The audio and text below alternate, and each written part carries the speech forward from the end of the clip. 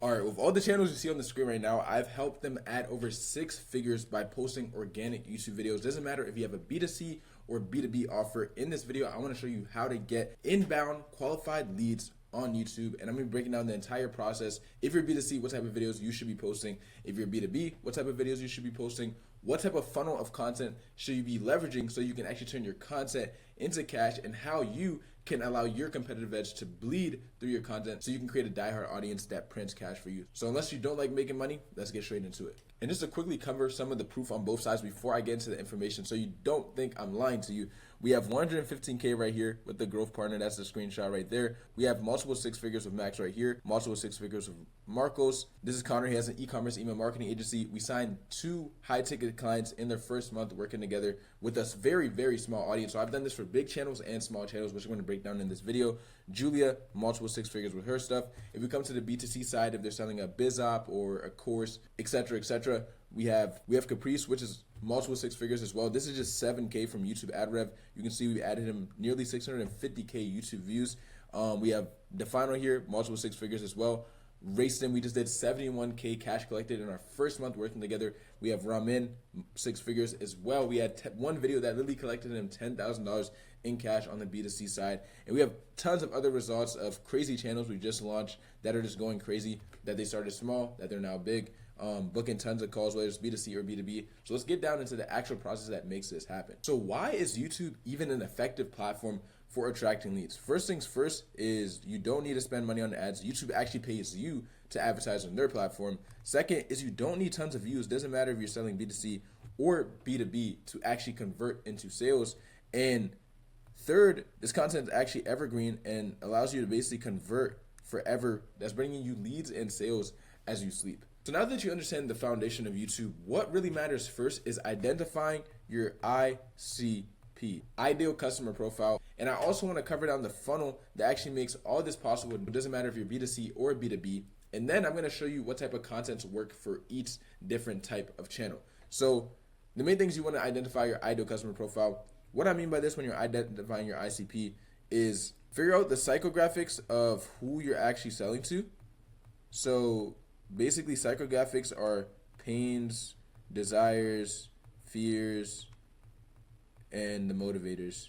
And with those, you can basically reverse engineer all the insights that you got from these into video ideas. So that's one way that you can actually discover what does my ICP actually want. Another way you can hit and identify your ICP is also by reverse engineering sales objections that you get, or like FAQs around whatever you are selling. You want to approach YouTube from a psychological standpoint. And once again, this can be done whether you're B2B or B2C. Literally just break down who you're actually selling to and why they would want to watch your videos. And you can literally do this by feeding insight to ChatGPT. So you can break down the ICP for both, and you can ask ChatGPT, yo, can you reverse engineers the ICP of a B2B product selling blank, blank, blank.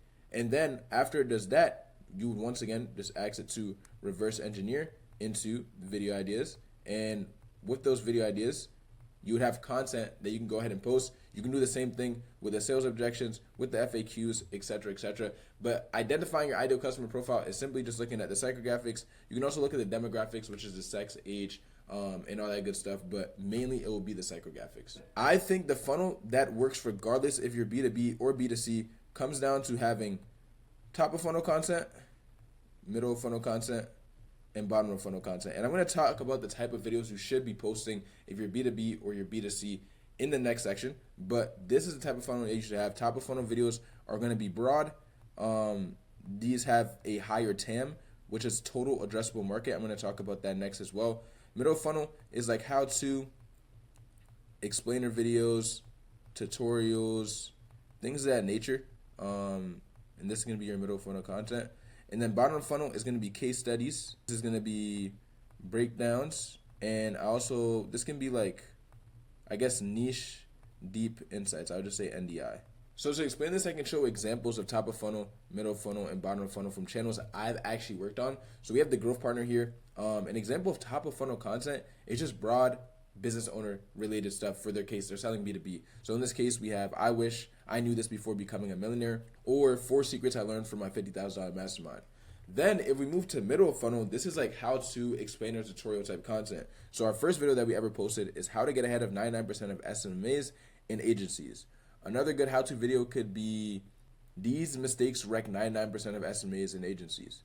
So for our bottom funnel content, we have case studies. So 22-year-old reveals secrets to closing $500,000 deal. Or if we do a video that has like niche deep insights, we have how to make 197K with 11 agency clients. It's a 26-minute video detailing their offer, really like a YouTube VSL, which I'm going to talk about the YouTube VSL format and things of that nature. And then if we come to Ramin's channel, who he's made multiple six figures through YouTube, and we have a free course dropping with him soon and things of that nature. But if you look at his content, we're still leveraging the top of funnel, middle funnel, and bottom funnel. So top of funnel video in his case would be unfiltered day in the life of making $8,000 every 24 hours. Once again, this is a vlog. It's top of funnel. It appeals to a broader audience. He's just making money and talking about his day, his life, etc., etc. Middle funnel content could look like the new way to do dropshipping with AI in 2025. This is middle of the funnel because he's really breaking down his process of how he does it. It can also be considered a top of funnel video too, because we're tying in AI, which is a popular known term, and this increases the TAM of the video, which is a total addressable market, by tying it in with dropshipping. And then a bottom of funnel video could be the actual best AI dropshipping supplier for 2025. This is only specifically for people that are already doing dropshipping and need suppliers. So this is once again a video that only a certain demographic of people can watch. And Ramin selling B2C, and the growth partner was selling B2B. Or like this video right here, Snapchat ads for Shopify dropshipping free course. This video actually collected us $10,000 minimum. I don't know how much it is now, but this video is an example of really a bottom of funnel video because we're covering a specific thing. It's not like we're just running a video of how to run Snapchat ads. No, it's how to run Snapchat ads for Shopify dropshipping. So once again, those are things you have to keep in mind. So once again, that's the funnel to keep in mind when it comes to B2C and B2B. I think it works for both. But then when it comes to the type of videos you're posting and things of that nature, I think that's where the difference is, and I'm going to be covering that in this next section. So when it comes to the content strategy of B2B versus B2C and hitting the total addressable market, I think it's simple as saying B2B is what I like to call direct. Like you have to be direct to your audience. And then B2C, you can be more broad, is how I'm envisioning it, right? To kind of break this down, what I mean by direct versus broad, with your B2B stuff, you want to be leveraging more social proof. You're selling to business owners already, so you want to be more like no BS in your videos. So even like with your hooks you want to get really straight to it, really like no fluff. With B2B content, you don't need like many edits. Like it can be more raw because these people are business owners, so you don't need to like overdo the storytelling compared to where in B2C you have to be more broad. You can leverage more storytelling. You can become more creative with your video ideas. The TAM of your videos that you're making can be more broad. So when I say broad, it's basically just like increased TAM. Your videos are not really like direct to a specific audience. You're just selling an info product that can be attached to anyone, so your videos don't have to be as direct with the TAM that you're trying to hit. So with B2B, think of it as you have a specific person that you want to buy your product, and you're creating all your videos around that specific person. So for example, instead of targeting like beginners with your video, no, you're not targeting beginners. Compared to a B2C offer that can target beginners, you're targeting someone that is specific. So for example, the growth partner, they're targeting agency owners that are already making like 10K per month with their agency. So they don't have to speak to beginner agency owners of, oh, how to sign your first agency client. No, they would go make a video of how to sign your first growth partner client or how to sign your first $100,000 client. It's way more specific and in detail, tailored to who you actually want to pitch. Compared to if you had let's say you had a B2C agency offer, you can be like how to find your first client. You're just targeting beginners. Compared to actually having a B2C offer, or another example is like how to run ads. It wouldn't be how to run ads. It would be how to run ads for your 7-figure e-commerce brand. Like it's way more specific. And what I mean by social proof is with B2B, you're selling to business owners, so you want to show them like case studies of what you've done. That's why I think case study videos with the bottom funnel stuff is good. But you can also do like breakdown videos on raw looms and things of that nature, which is why they don't care about no fluff. Like you don't need scripted hooks, or like they can see behind the gimmicks is what like B2B people. It's easier for them to see behind the gimmicks. So keep it straight to the point. call out your demographic that you're speaking to in your videos, and then go ahead and sell to them. And if you look at B2C content once again can be more like storytelling. It can be more talking head. But with the B2B stuff, you can use Lily Loom. People use iPads now, whiteboards. Like, it's more, the attention span is better than a B2C audience.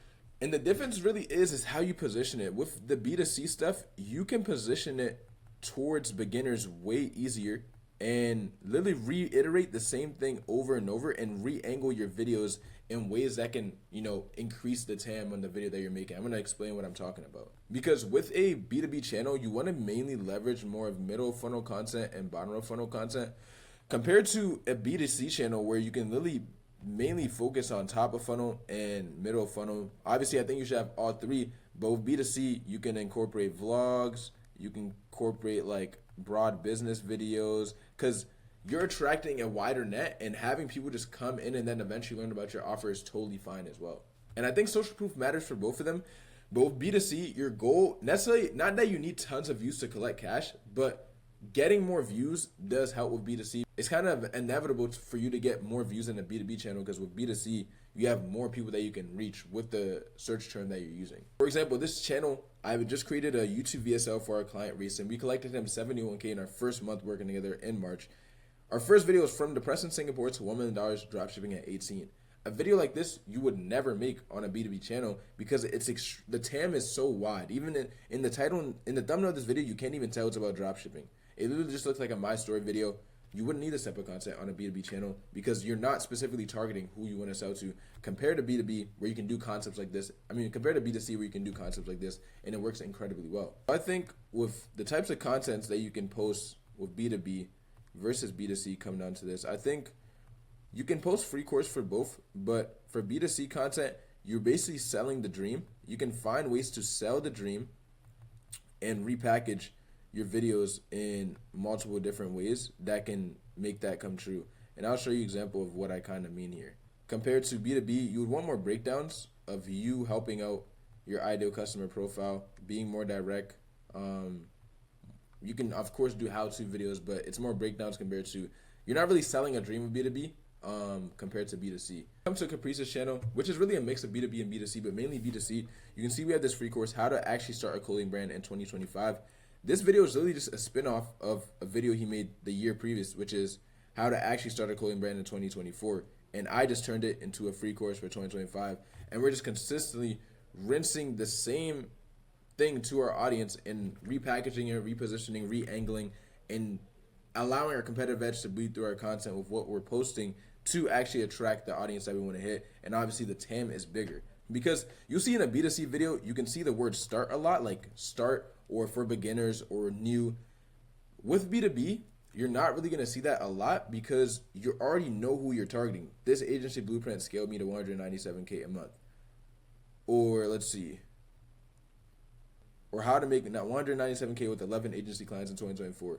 Showing you our sales process to close 100K deals. It's just way more specific. So B2B stuff, I would also leverage more case study interviews for sure, so people can actually trust you. I think with B2C, you can get more creative. I would definitely leverage the YouTube VSL format. I made a video on this. It's on the channel if you guys want to go watch that. YouTube VSL, so basically like in My Story video or free course, these are things that work extremely well. Mainly the My Story video, because this is B2C, they care about the story more. Free course can work for both B2B and B2C though. With B2B, you would want to create videos around the certain different pains / desires that your audience has. Compared to B2C, you can literally just recycle and like re-angle the same topic of, how to do dropshipping. You can turn that into 3 different videos and just change the title. So like, I'll show you an example on our dropshipping client's channel that we did. Instead of creating a basic video of how to do dropshipping in 2025 or how to do branded dropshipping in 2025, a video we created is dropshipping is a video game, here's how to beat it.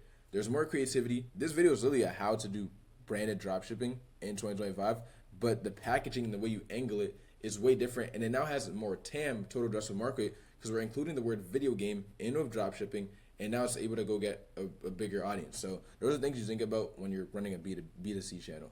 B2B content, like I said, you really want no fluff. You want to get straight to it. Be kind of no BS with your audience. With B2C, you can have more fluff, storytelling, things of that nature, and you can kind of make it like more fun in a sense. I do think something that works extremely well for both of these is actually showing over telling. So if you can do stuff live, and I think this works extremely well for B2C, is like selling your info product, but actually showing them live of how you're actually doing it, or helping somebody else do it, is something that's huge. So an example of this is like selling an agency offer, and you're helping other agency. If you're selling an agency offer teaching people how to start their agency, you can do a live recording of you cold calling businesses and actually closing a deal. Or if you do TikTok shop, helping one of your friends start a TikTok shop and take them from A to Z and getting them to the first sale. So things like that, like challenge videos, they work extremely well. I would say for B2C, but it can be applied to B2B as well. There's a lot of nuance here. I don't think views equal cash for B2C, but I think views matter more than compared to B2B, because with B2B you don't really need much views. No views are really like needed. So yeah, that's kind of the breakdown that I'd have. And once again, I've done this for tons of people, B2B, B2C. If we can help you out, trust me, I want to. Just click the first link below to apply, hop on a call with me, and we'll go from there. Appreciate you watching, and I'll see you in the next one. Peace.